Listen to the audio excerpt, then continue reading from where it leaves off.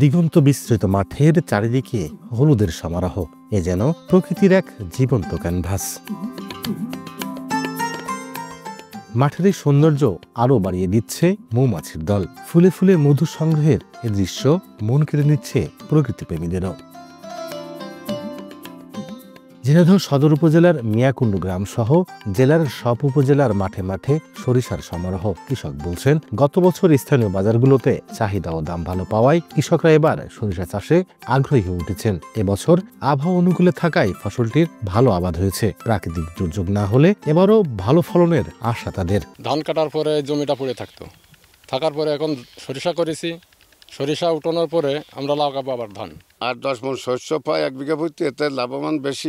বছরের থেকে আশা করছি এবার দাম ভালো পাবো। এদিকে আবাদ বৃদ্ধি ও ফলন ভালো পেতে কৃষি বিভাগের পক্ষ থেকে কৃষকদের দেয়া হচ্ছে প্রণোদনা সহ প্রযুক্তিগত নানা পরামর্শ। বাড়ি সরিষা 14টা 75 দিনের ভিতরেই ঘরে তোলা যায় এবং বাড়ি সরিষা 9 যেটা, এটা আপনার 80 দিনের ভিতরেই ঘরে তোলা যায়।